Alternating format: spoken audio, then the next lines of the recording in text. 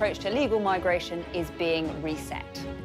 The Prime Minister uses his first international summit on British soil to tell the leaders of 40 other countries he's resetting relations, and announces an £84 million funding package to tackle illegal migration at source. Also tonight, Biden under pressure. Democrat doubts grow as to whether he can beat Donald Trump. And tonight there are reports Obama has said he should seriously consider his viability. Plus, new Cabinet Office Minister Pat McFadden says accountability for the Post Office scandal lies with the government. And the Speaker of the House of Commons has warned he's going to favour MPs based on their attire. Do we all approve? We'll be asking Alicia Kearns and John McDonnell, who'll be with me for the next hour. It's Thursday, I'm Ali Fortescue, live from Westminster, and this is the Politics Hub.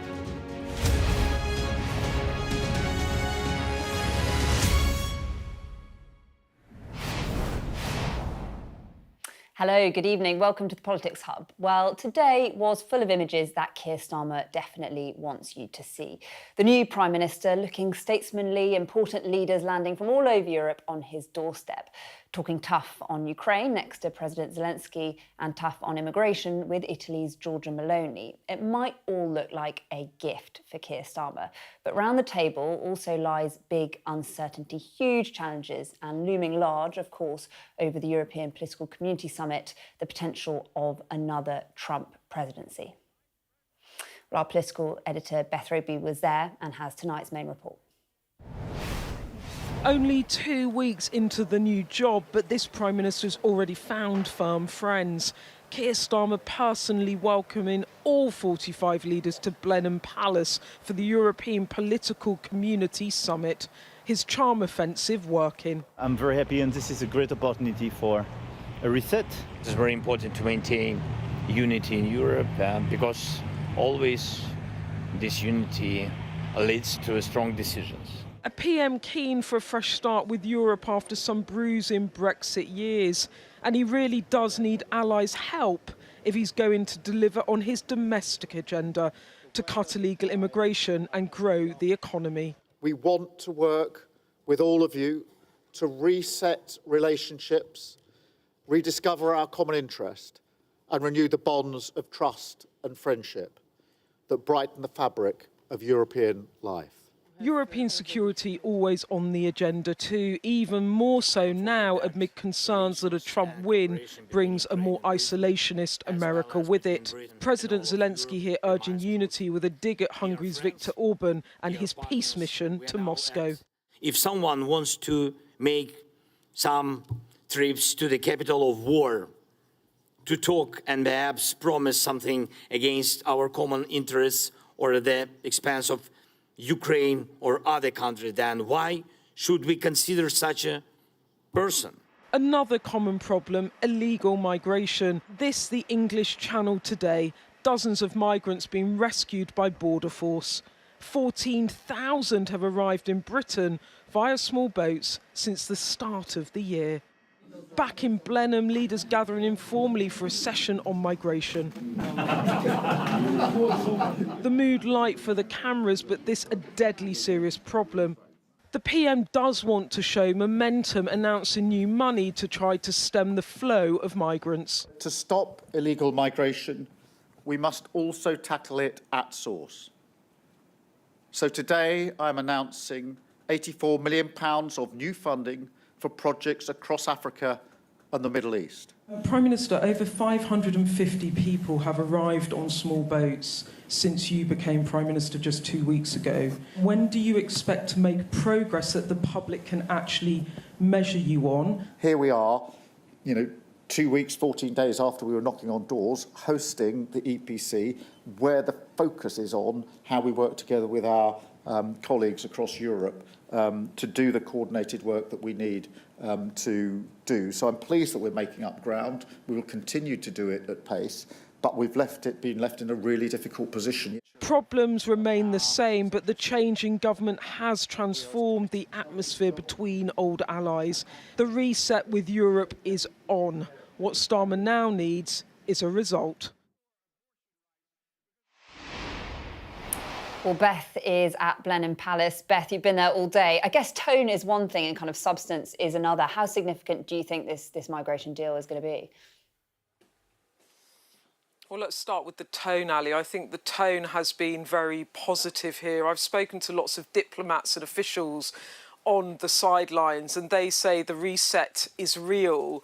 And that the Labour government really making progress. They even brought the Treaty of London, which paved the way for some of the European conventions, here to display, with Keir Starmer kicking off this conference, reassuring European leaders that he would not leave the European Convention on Human Rights. I'm told by one EU diplomat that this went down extremely well, that foreign leaders, European leaders were not expecting it, but they really welcomed it. And they saw it as proof, if you like, that Keir Starmer really does want to reset relations. As we know, the Conservatives were threatening, talking, discussing about leaving some of these treaties. So that was a big positive. So in terms of the tone, it's been good. And as another diplomat said to me, Keir Starmer has managed to meet every single European leader in a week between this and NATO, something that for most leaders, it might take them a few years to do. So this is all positive.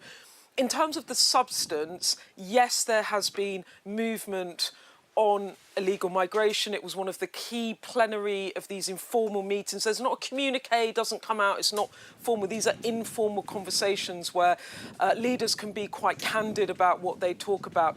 In concrete terms, Keir Starmer came out with this £84 million to put back into countries in Africa. He said it was about helping communities, job creation. What's that all about? It's about trying to discourage people from leaving their countries to migrate. So it's called dealing with the problem upstream. That's how it's described in political terms. So there was that announcement.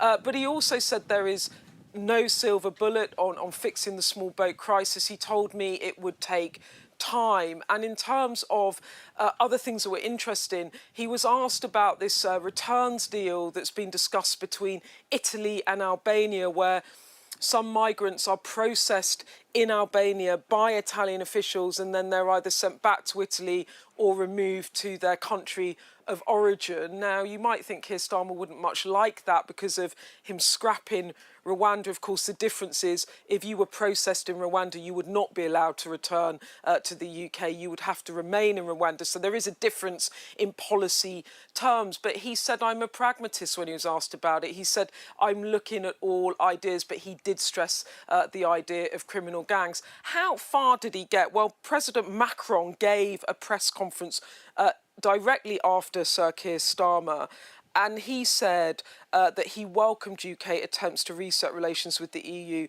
but warned that the UK will not be able to cherry pick a new deal. So be that around economic relations or indeed migration, the reset is on, but this is going to take time. And Sir Keir Starmer said himself that it will be a combination of bilateral talks and then dealing with the European Union as an institution. But the mood music at Blenheim Palace was extremely positive, and Sir Keir Starmer and his team are very pleased with how things have gone down. I think the big question is, when will we see results? As I was saying in that question to him, 550 migrants on small boats since he became Prime Minister only 2 weeks ago, 14,000 people arriving on small boats this year alone. It's a massive problem for him.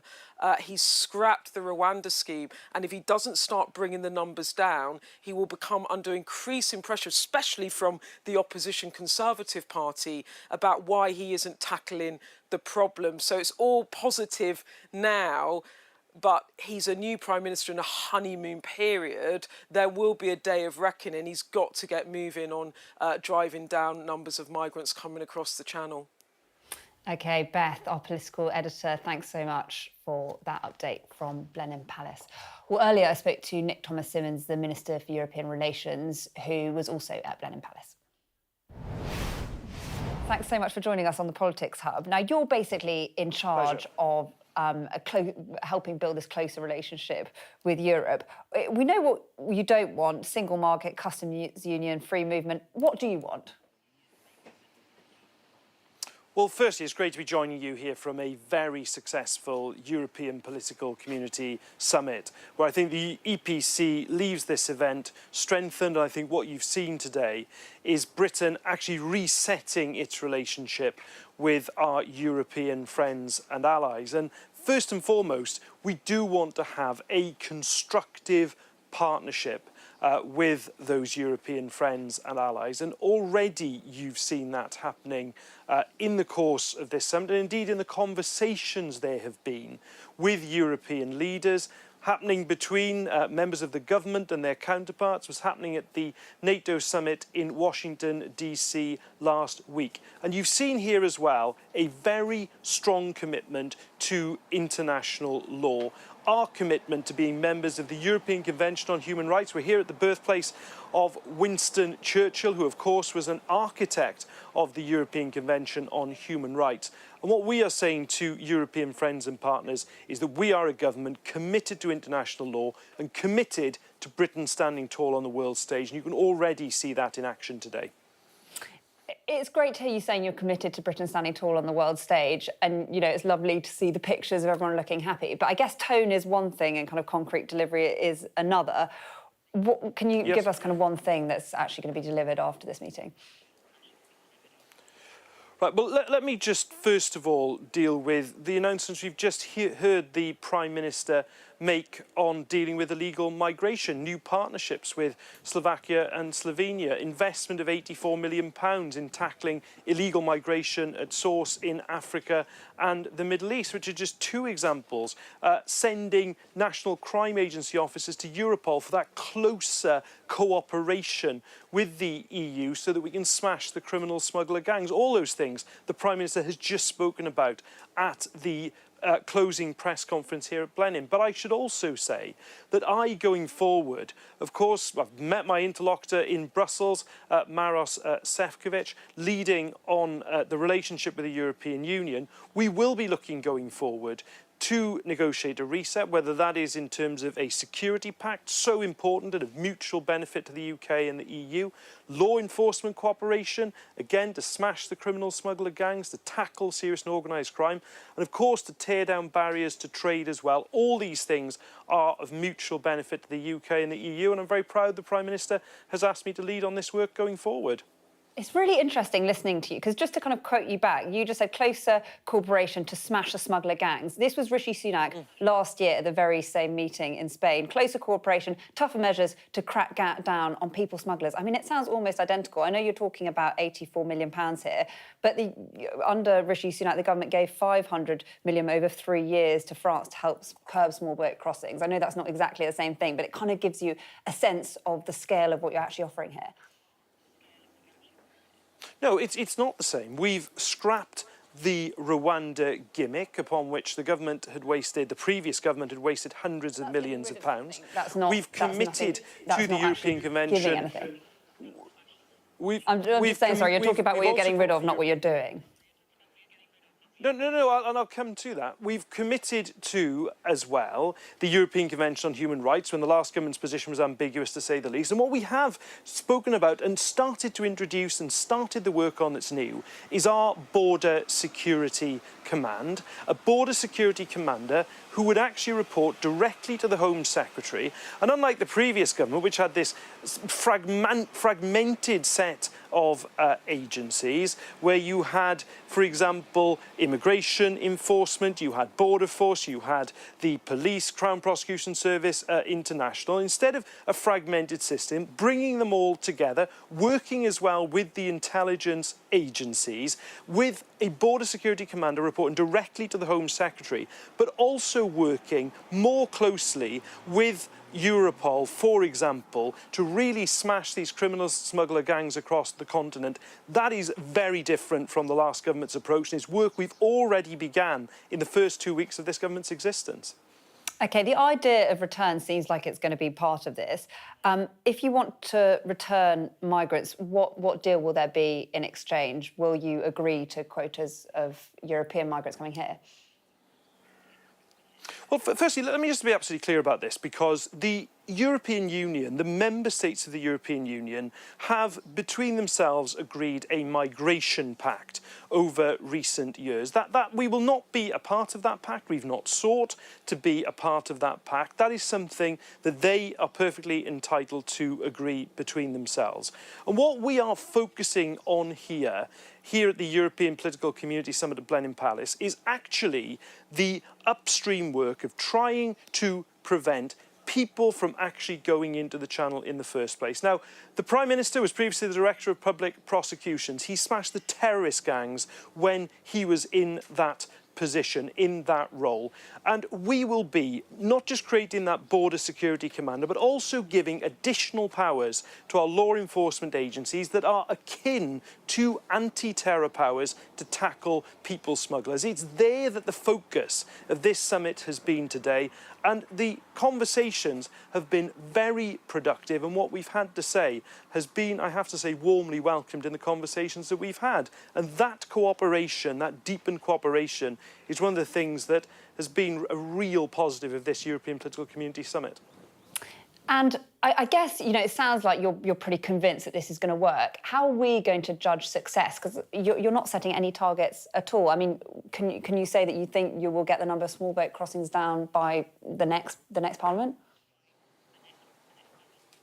No, what we will try to do is to begin this work immediately. I think most people would accept that we've inherited a pretty dire situation with the numbers of people in those small boats risking their lives across the Channel. We will start that work immediately. Of course, one person risking their lives in those very dangerous waters. Sorry, it's not really answering my question, because how are we actually going to know how are we going to measure success? How are we going to know if what you've said is worked? Do you have any target whatsoever? Well, one person who is in those boats with their lives at risk is one too many. We are starting that work now. Of course, you will judge, as will the British public, judge its success and failure on whether it is effective or not, whether it does actually crack down on this vile trade in people smuggling. And of course, you'll be able to see evidence of that as the government starts to implement its policy. But we have to bear in mind as well the really dire nature of our inheritance and the scale of this challenge. We know the scale of this challenge. We know how difficult it is, but we are determined to do the work to tackle it. OK, let's move on from migration, because something that I'm sure was looming over this summit is the US election and the potential of Donald Trump being back in the White House. Is that something that was talked on, I guess, at least on the sidelines of this? No, we've been talking here about Europe. We've been talking about European solidarity, backing President Zelensky and Ukraine. We've been talking about the shared challenges, like we've just been discussing on illegal migration, but also tackling climate change. In respect of the American presidential election, that is a matter for the American people to decide. Whoever they elect as their president, we as the UK government will work with them. We have a special relationship, a deep special relationship, forged in the most difficult of historic circumstances, and I've no doubt that will endure into the future. But I guess Donald Trump and his running mate, J.D. Vance, have made pretty clear that they have a different view, perhaps, on Ukraine. Is that not something that concerns you? Well, let's just see what happens. I'm not going to start going into hypotheticals, starting to anticipate what may or may not happen. What happens here is that the American people have a decision to make. They make that decision. We will respect that decision. We will always act in the UK's national interest and work with whoever is the president of the United States, because that is what is in Britain's national interest, and that is precisely what this government will do. OK, Nick Thomas-Symonds, thank you so much for joining us. Well, the thoughts of leaders gathered at Blenheim Palace were also drifting across the Atlantic to the US, where pressure is piling on Joe Biden to abandon the White House race. US media outlets are now reporting that Barack Obama is among those now expressing concerns about his former vice president's candidacy. Well, James Matthews, our US correspondent, joins me live now. I feel like I've asked you this before, but it does feel like today there really is going to be pressure on Joe Biden.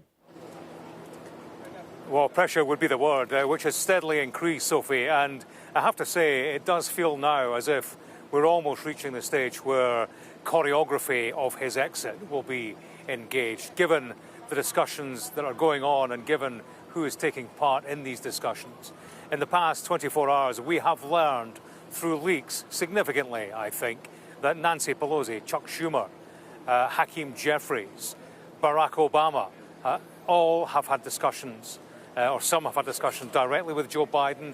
Obama is said to have private concerns about his candidacy moving forward. So Pelosi, former Speaker of the House, Hakeem Jeffries, current leader of Democrats in the House, Chuck Schumer, Senate and Majority Leader. These are all top-tier Democrats, icons of the democratic movement in this country, and certainly opinion formers who will shape the view of the movement at large. They have been engaged in an effort to shape the view of Joe Biden. And the fact that he hasn't budged, I think, is why we are learning through the media of concerns on their part. Biden has resisted, and we get that from public statements. Yeah, even right now, today, saying that he will be staying on. There is widespread frustration, has been since that debate, that this is an individual unfit for office. That's been communicated to him and his inner circle.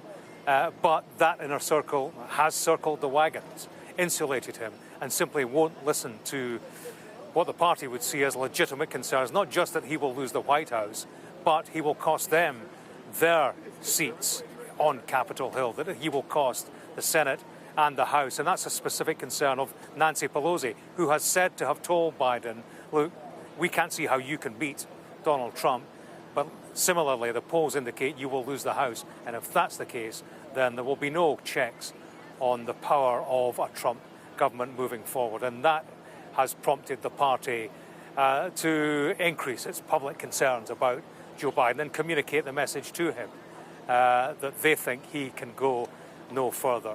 Questions about legacy. You know, this is an individual who wants legacy as the man who stabilized American government, who kept Donald Trump at bay. The clear warning to Biden is that he will reverse what he has done in the past, and he will be the individual who didn't step down of his own volition for the good of the party and the country, but he was the individual who stood firm and had to be ejected.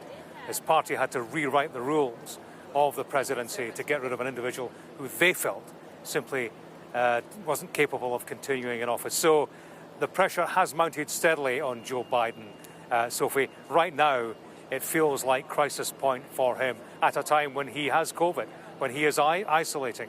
The White House pool announced a lid early this morning, so essentially we'll see no more of him today. We've heard from the White House doctor. He still has COVID. He's said to be still experiencing mild symptoms. So, you know, these are the bulletins that we're getting surrounding Joe Biden and the discussion around him and his future. Contrast that with what we have here in Milwaukee, party time for Donald Trump, his nemesis. And that brings me on to my next question. I mean, it's fascinating. That's Joe Biden. Let's talk about Donald Trump. As you say, you're in Milwaukee, and we're expecting him tonight to formally accept his party's White House nomination, right? Yeah, that's right. The big address from Donald Trump, first time we will have heard from him since the assassination attempt. And as I say, party time. This is a party united that is ahead in the polls, and there's a clear feeling here that they're looking at a guaranteed result come the November election surrounding this figure, this Donald Trump, the brand, which has been enhanced by the events of the past 72 hours. And you look around the city centre, you look at who's here. Rupert Murdoch's in town, Elon Musk. They're all gravitating. They all smell victory in the Trump camp. And, you know, the power brokers in this country are revolving around the power broker in chief. Tonight he will give a speech. There's an eclectic mix of people who will appear on stage. Hulk Hogan, no less, entertainer and wrestler. We had J.D. Vance, the man who would be vice president last night. Interesting to see what Trump has to say. He's spoken about rewriting his speech, said he had a rip-roarer lined up that was going to be tough on his opponents, but his outlook has changed. He ripped up that speech and he's rewritten it. So we'll hear what he has to say tonight. But in terms of who's here, Melania will be here, his wife, the lesser-spotted Melania Trump, not often seen in these public settings. She'll be in the family suite. Also in the House will be Nigel Farage, newly elected MP. I caught up with him about half an hour ago, Sophie. Let's have a listen to some of what he had to say.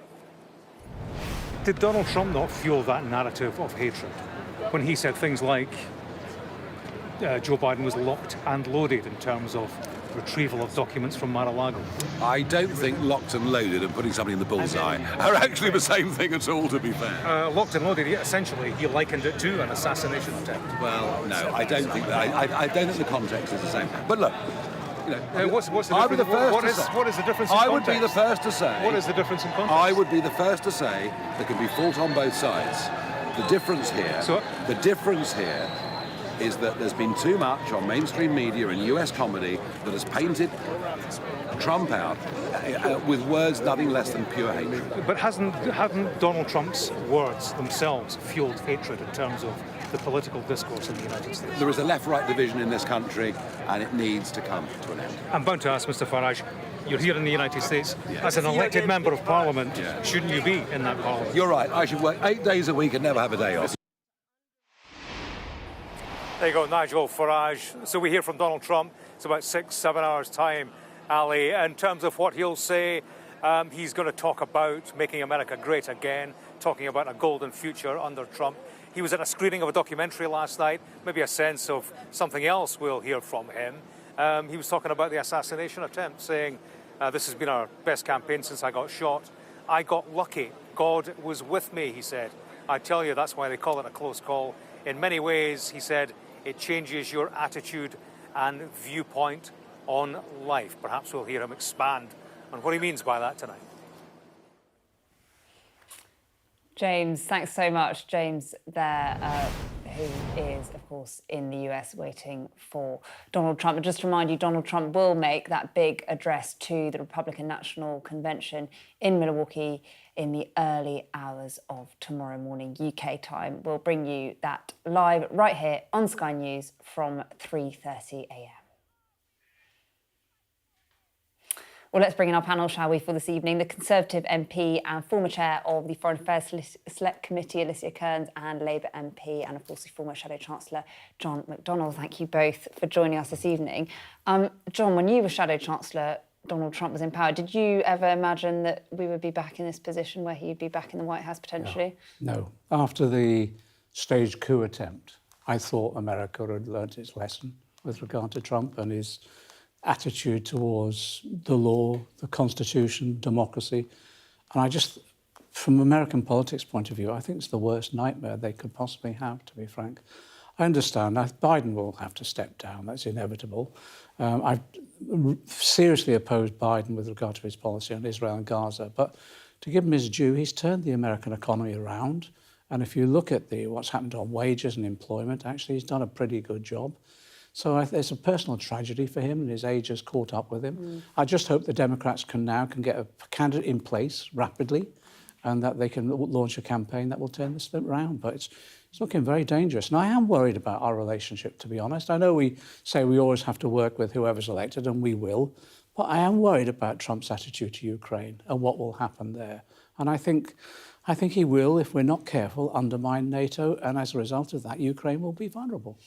And I guess on the Biden story, it's interesting because there's not the mechanisms in the same way there are in this country. We've certainly seen this in the Tory party, the 1922 committee. What's your take on everything, Alicia? This is obviously your area. I think, look, John and I agree it's a deeply sad situation. I don't want to look to the United States and see two candidates, neither of whom are really fit at the moment to continue fighting for the leadership of their country. And I think for Biden in particular, it's really sad to see him get to the state that he has gotten to. You know, today, the way he referred to his Secretary of State for Defence, calling President Zelensky and President Putin, unfortunately, these are things that cause grave concern. And it is important that we have a partner we can rely on. And as for going forward to Ukraine, yes, I'm worried. We've just seen Germany halve the amount of money they're going. They've given €4 billion fewer to Ukraine than is needed. I do have concerns that Trump will try to mastermind some sort of solution or deal, as he will probably want to put it. There is no deal to be we had on Russia-Ukraine. All there is the forced capitulation, the forced loss of Ukrainian territories to an authoritarian partner who thinks that violence can achieve sovereignty. It is a concerning place to be. There's a fundamental principle that we've all held to, which is any peace deal has to be the Ukrainian people who will decide that peace deal, and it cannot be imposed, because it wouldn't work if it's imposed, and that's the worry. And if we could just pivot slightly to the European political community, I guess, John, how was it for you has it been strange this week seeing a Labour Prime Minister and someone you used to work so closely with? Strange in the sense of, yes, it's been so long before we've had a Labour Prime Minister, but I'm elated we've got a Labour government. What I liked about today's event, the European political community, it was an initiative launched by Macron, wasn't it? Yes. It's a more informal process of getting to know one another. And I think sometimes, rather than that formal summit type thing where you have to have this statement at the end, this is a much better way of doing business. And by the looks of it, there's been some, maybe not concrete steps yet, but certainly an element of stepping forward and building relationships, which might then result in concrete policy. What do you think? Do you think we'll see concrete policy? Do you think actually it needed to move away from the Conservatives to get that kind of reset? No, I don't think so at all. So look, Rishi Sunak was the one that got the Windsor Agreement through that people didn't think was going to happen. It was an incredibly positive move forward. It was Rishi Sunak who volunteered to host the European political community here at Blenheim Palace and has done all that work. Macron hosted the first one. It was his initiative. The fact that the UK and the Conservatives said, let us host the second one, we left the European Union. We didn't leave the European community. And that matters deeply to me, that we still have positive relationships with them. So I'm really pleased it's happened. I agree with John, you don't always need a deliverable. Some of these conferences, we wouldn't have seen any either because the Labour government hasn't had time to work them up. It takes months to work up deliverables. But I'm really pleased it's happened. I'm really pleased it happened. But I do think it's interesting, the narrative that it's almost, they're forgetting that it was in place before Labour won governance, that it's some great reset, whereas actually it was us that had offered host it, us that would bring it forward, and it was a signal that we wanted a good relationship with our What about the reset partners. on migration? I mean, there has been a change today. I'm not sure there has. So all this idea about money for the Middle East and North Africa, we were already doing that upstream work. Nick was very unfair when he suggested that we didn't have a strong response. We had the Small Boats Command. What was fascinating was Labour came in, they said they were shutting down the Small Boats Command and launching a Border Security Command. I mean, this is just renaming and rebranding. And then they've got rid of Rwanda. They have got rid of Rwanda, yes, but their small boats chief also quit today. So I think it's a slightly difficult narrative to try and say that we weren't doing the upstream work. We did the Albania agreement. We had so many agreements with other countries. The upstream work is not easy. So when people say, well, we've given 87 million and this is suddenly going to stop things upstream, we did a lot of that work. You said yourself in the interview, we gave £500 million towards that upstream work. So I think, you have to be honest when you come into government, and you shouldn't just say, well, we're going to throw away the baby with the dishwasher and just rename things. The good thing for me about today was the recommitment to the European Convention. Yeah. And that's going to end that debate, I hope, across parties.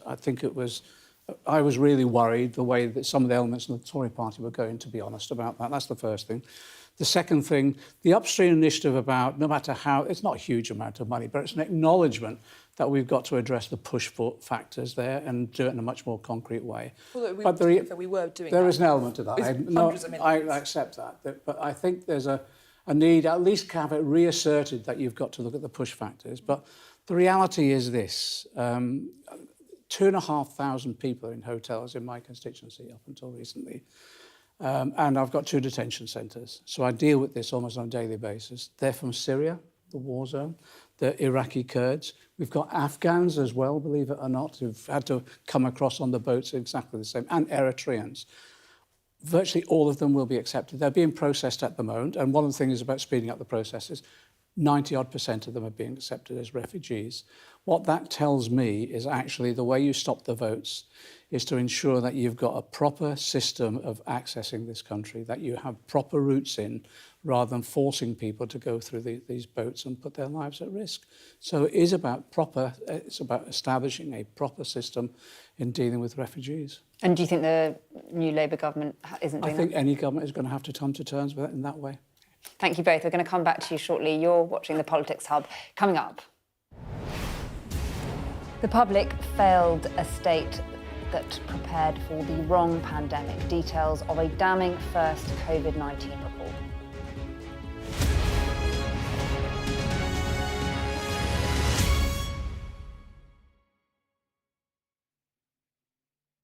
3, 2, 1. We've got an election, haven't we? We'll start with the rehearsals. Let's do that again, one more time. You've got to be the best, but that is quite a lot of pressure. It's just keeping up with everything.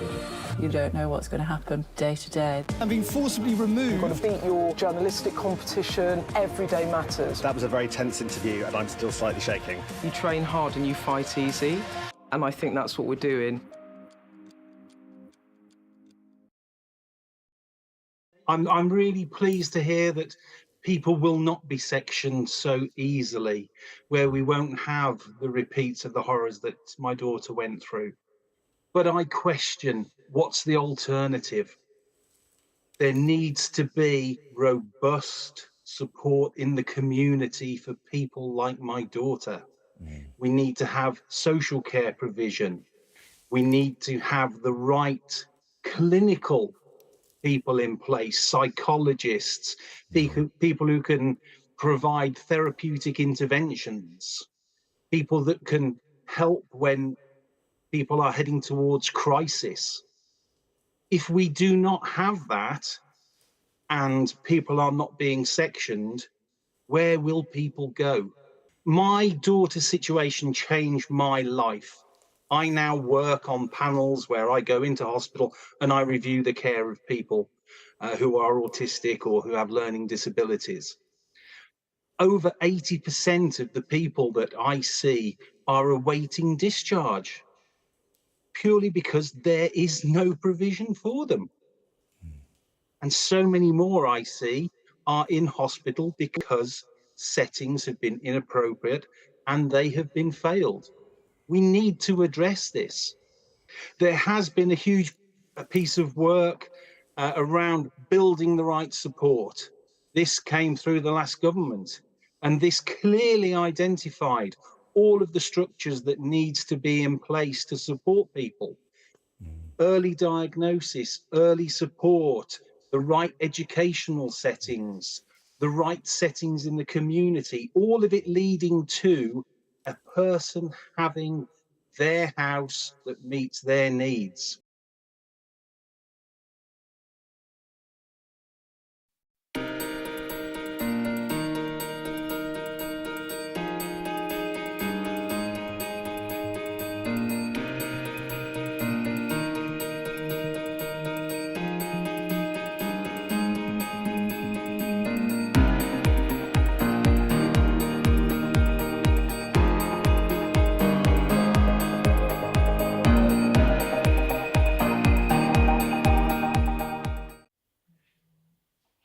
Welcome back. Now, the COVID public inquiry has declared today that the people of the UK were failed by the government's processes, planning and policy leading up to the pandemic. The report makes for damning reading and gives 10 recommendations to prepare the country for a future pandemic. Our science and technology editor, Tom Clark, has been going through the details. Jean Adamson's father, Aldrich, came to the UK in the 1950s, worked for London Transport and sang in the church choir. He died from COVID aged 98 in April 2020, with no family allowed at his bedside and just 8 at his funeral. The COVID death rate in the UK was the 3rd highest in Western Europe. And I think there's a moral responsibility and a legal responsibility for the government to take this seriously so that when, it's not if, it's when we have another pandemic, that we can be better prepared and save lives. With 230,000 having died, around 2 million living with long COVID and hundreds of billions of pounds spent on pandemic response, this initial report from the inquiry is just the beginning. This first report deals solely with how prepared the UK was for an inevitable pandemic. And the failures it identifies lie almost exclusively with government, here in Westminster and in the devolved administrations around the UK. Perhaps the inquiry chair's most damning conclusion is that the UK believed itself to be one of the best prepared for a pandemic. This belief was dangerously mistaken. In reality, the UK was ill prepared for dealing with the whole system civil emergency of a pandemic, let alone the coronavirus pandemic that actually struck. A telling piece of evidence was this diagram detailing how pandemic planning was coordinated across UK government, likened to a bowl of spaghetti. Baroness Hallett called for a radical simplification of civil emergency planning with a single committee overseeing it, including pandemic exercises across all 4 governments every 3 years. The impact of austerity and Brexit on the pandemic also loomed large at the inquiry. Their conclusion is to look a lot at austerity and what have you. I'm not sure the figures back that out. But this report doesn't blame individuals. With modules yet to come probing decisions during the pandemic, PPE, test and trace, and lockdowns, there's plenty of blame yet to go around. For the families, it's recommendations that are most important, not just they're made, but acted upon. This cannot, and we won't let it be, another report that gathers dust, because our loved ones are worth so much more. The inquiry's next report is expected in 2025. Tom Clark, Sky News. Well, the disarray in pandemic planning was summed up neatly by this one pretty extraordinary image. You saw it briefly in Tom Clark's report that was presented to the inquiry. The chart shows the various pandemic responsibilities that stretched across more than 100 departments, agencies, committees. You can see them all here.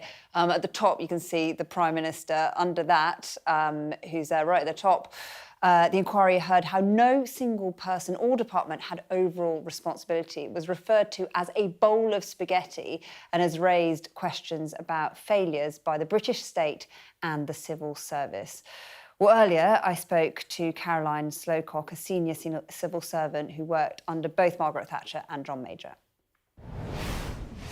You obviously worked closely with Margaret Thatcher and with John Major in the civil service. Is this quite a humbling day for the civil service? I was quite struck by just the extent to which, how far Baroness Hallett went. Well, I think it's humbling for government, and the civil service is definitely part of that. The concerns about groupthink, for example. But I do think it speaks to a failure of government. It's come at a good time because obviously we've got a new government. It's talking about a reset. And I think this plays into that. And I think it's time for governments really to think differently about how they plan. I know from, not just from working with those, 2 prime ministers, but also my wider experience of government, that it's not very good at thinking ahead or thinking preventatively. It tends to be better in a crisis. Not that COVID showed the government a very good effect during the crisis, but it tends to be better at crisis management and new initiatives than it is really at managing the sort of underbelly of issues, which, if you don't get that right, things come back to bite you. You talk about groupthink, and that was something that Baroness Hallett brought up a lot as well. Can you just explain a bit about your experience of that? Well, when you're in central government, particularly around ministers, you tend to be thinking very much about their priorities, their way of thinking, and trying to help them to deliver the way they see things.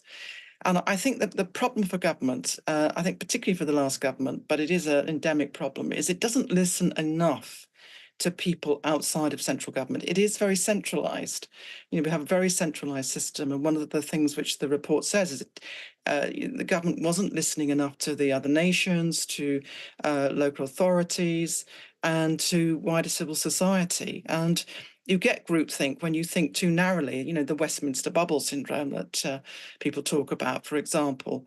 And actually, government needs to be much more open and collaborative. And I was pleased, actually, to hear Keir Starmer saying in his message to civil servants that he wanted them to work in a more open, transparent and collaborative way. And, it's not just good because you don't have groupthink, but it's also excellent because it actually enables you to draw on much wider resources and knowledge and expertise. And in something as complex as planning ahead for a pandemic, this is really vital. Well, the COVID inquiry report is sure to feature in tomorrow's papers. We'll have our extended press preview, as always, a news review from 10:30 this evening with tonight's news and tomorrow's headlines. Joining us will be the editor-in-chief of nationalworld.com, Nancy Fielder, and former Conservative Special Advisor, Salma Shah.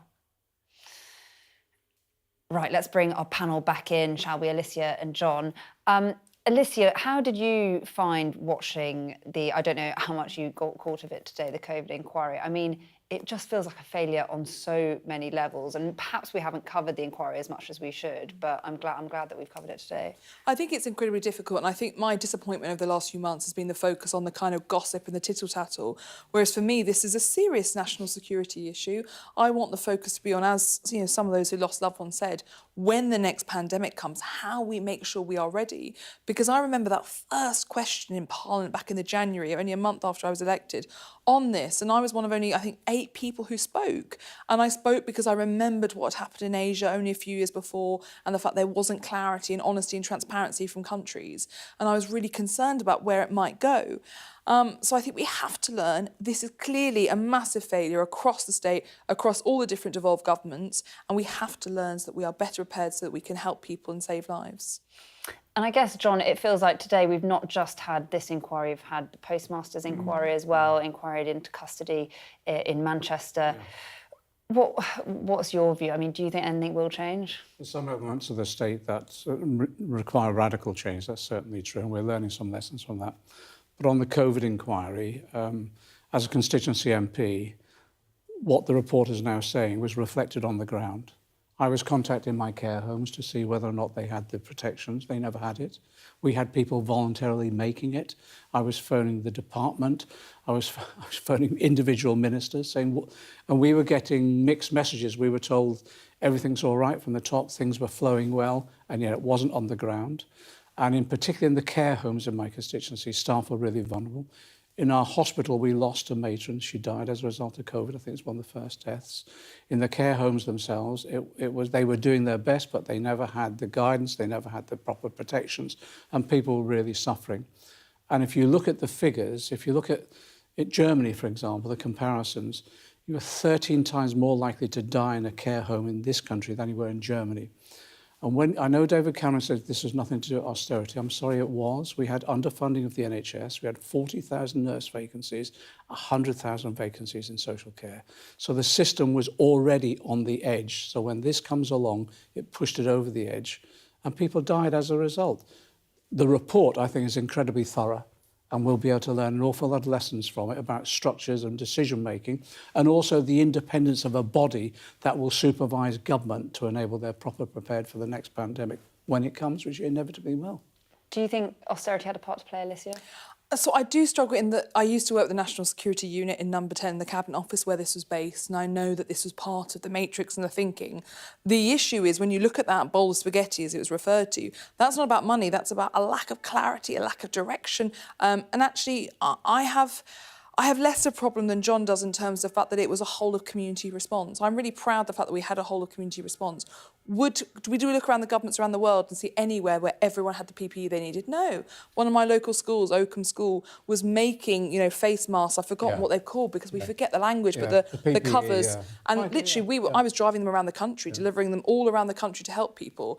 I'm proud of how our communities responded, but institutionally, there are enormous failures about the way you respond to a pandemic, and that has to be gotten right. And actually, I think it was that lack of clarity and focus, and also just the reality of how much needs to be done so quickly, all the way through to lessons of, people often now talk about with hindsight how awful it was that we locked people away and that we shut down schools. I would never, ever support closing down schools again. I really would struggle to do that. But at the time, people forget how scared we were.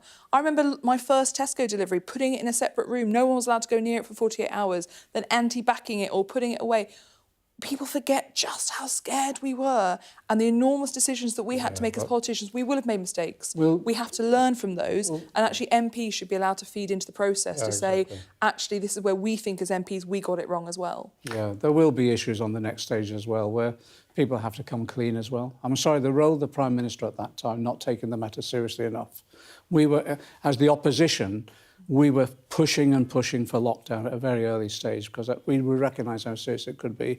And Boris Johnson was going around shaking hands and all the rest of it, even visiting hospitals. But some countries didn't lock down who've had a lower death rate than us. Yes, but so I think we have to be very careful about this. The reality is Boris never took it seriously enough in the future, in this instance.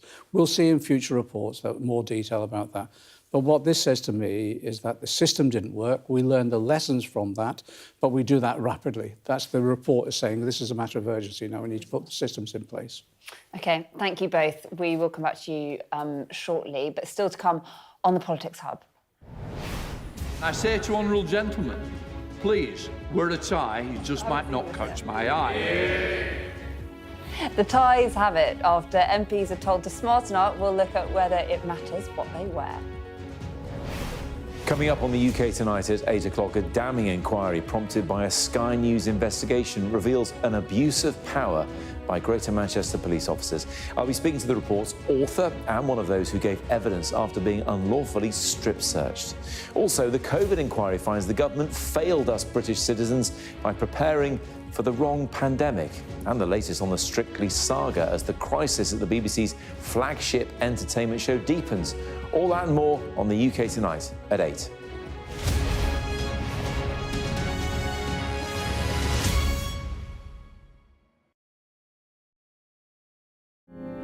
I'm David Blevins, and I'm Sky's senior Ireland correspondent. I'm based in Belfast, a city transformed by peace, but still struggling with its past. Politically, the two sides are as far apart as ever, and it's over that question of who has sovereignty in Northern Ireland, the very issue that's been the source of tension here for generations. It takes 60 minutes to cross the Irish Sea. It took the British monarchy a century. I've spent 25 years reporting the journey from conflict to peace. The political parties of Northern Ireland have reached agreement. We help you understand the world with us. Today, we have reached an agreement with the Conservative Party on support for government in Parliament. We already know what the government gets out of this deal. What exactly does the DUP get out of it? Well, £1.5 billion. Welcome to Winterfell. It's an iconic location in this globally acclaimed drama. Ophelia was the most powerful hurricane this far east in the Atlantic on record. You can't live in a place like this and not appreciate the environment.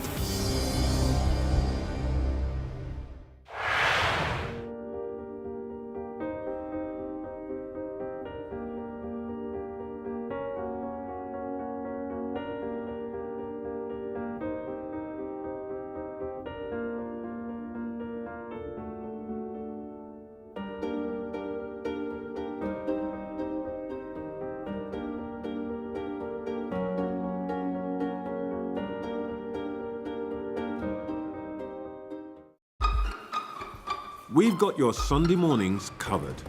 From the front page and the sounds of the streets to the voices of the people who make the major calls and big picture politics beyond Westminster. We'll put you at the heart of our story. A new start to Sunday. I'm ready. Are you? Join me, Trevor Phillips, Sunday mornings on Sky News. Hello, welcome back to the Politics Hub. Male MPs have been told to smarten up in the Commons by the Speaker, who warned he may overlook those without a tie. So Lindsay Hoyle's remarks after the King's speech suggest he wants to tighten up rules that were loosened by his predecessor.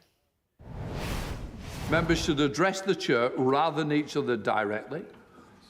And I say to honourable gentlemen, please, wear a tie, you just might not catch my eye. Well, surely he doesn't want to go back to these looks. In centuries gone by, hats were always part of the mix. Now, of course, they're a definite no-go. It was actually Sir John Bercow who relaxed the rules around ties during his time as Speaker. He said he didn't think it was essential for male MPs to have to wear one to be called on.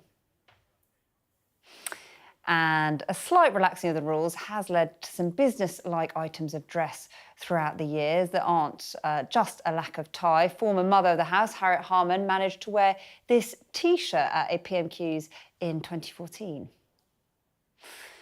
And for whoever is in the Speaker's chair, their Commons attire has also undergone modernisation. Their traditional full garb included a waistcoat, knee breeches, and, of course, a long-bottomed wig. Alicia, John are still here. They haven't run away after. Thought about it. What do you think, John? You're wearing a tie. It's good to see. I was talking to Andrew Fisher as a commentator on this programme. He had the best line, which is, it's not the smartness of your clothing, it's the smartness of the decisions you make. And I thought that was absolutely brilliant, summed it up perfectly. So what do you think, Alicia? Do you think people should be allowed to wear what they want? So I actually think there is about appropriateness of work. We discuss the most solemn of issues that are probably discussed anywhere or debated in the country. You are representing constituents who put their trust in you. So I think there is something about respect to the mother of all parliaments and the role you're playing. You know, today we had MPs wearing white trainers walking around the chamber. You know, people sometimes walk in. I saw an opposition member sat with bare feet when they were at the dispatch box. That's not appropriate. So look, people might say, oh, she's old school, but I think it's about the respect, the solemnity of the importance of Parliament. And actually, I never go into Parliament without feeling, you know, I feel nervous when I give speeches because I recognise how serious the weight of the duty is on me. So I do think we should dress appropriately. I'm a bit of a tradition. My dad used to work on the docks and he was a bus driver. He'd come home from work and if he was going to a trade union meeting, he'd have a wash, change his shirt, put a suit on and be... Because he was representing the working class. And Shall I tell the story about when my dad used to leave the double-decker buses and put on his suit to go to his trade union meeting? Right, though. So there we go. They would put their suit on, they would. Clothing matters. Now, we don't have long, but I have got a couple of questions for both of you. Firstly, Alicia, Tory leadership... I'm hearing rumours that you might be a Tom man. Is that? So I'm a member of the party board. I was actually elected by colleagues only yesterday. So look, we had the meeting today and the rules will be announced next week. And so as a member of the party board, I am respectfully respecting that role, also being on the 1922. Tell us what's happening. So, and next week we will announce what the process will be for electing a new leader of our party. By September. We shall have to wait and see. I'll give you a little text, John, to tell you to watch the I won't bet on it. Excitement coming. No, please don't. Are you in favour of a kind of longer race? Look, I think it's really important that we take the time as a party to discuss what's happened, to learn. You know, the reality is we have a lot of reflection to be doing and we need to be very humble in the way that we do that reflection. So I think it's important we have the space to have that conversation as a party and to have that conversation with our members. And one sentence on Tom Tugendhat? Look, we will have to see. He hasn't said that he is running as yet. There are lots of colleagues that people say are running. But the only people has anyone actually formally declared? I did actually have some difficult questions for you, but we've run out of time. Oh, what a shame. You'll be pleased to hear, so we'll have to get them on background after. Thanks so much for watching. That is it from us tonight. I'll be back tomorrow from 7 o'clock. Look forward to seeing you then.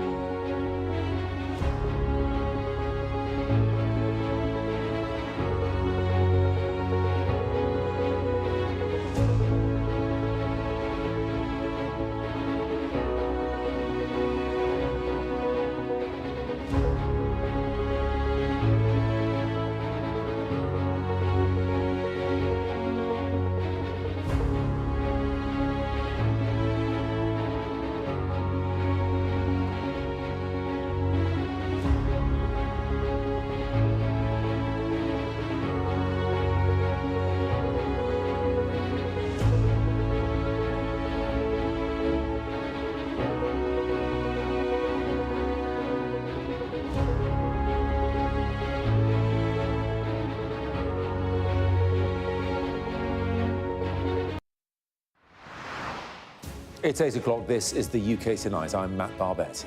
Coming up, a damning report finds an abuse of power by Greater Manchester police officers.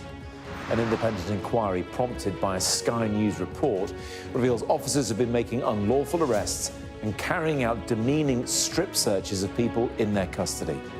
Tonight, we'll speak to the author of the inquiry, as well as one of those who gave evidence after being unlawfully strip searched. Also coming up, the COVID inquiry finds the government failed British people by preparing for the wrong pandemic. The Justice Secretary calls for the chair of a key review body to be sacked after a damning report reveals wrongly jailed Andrew Malkinson could have been exonerated a decade earlier. I'll speak to his lawyer.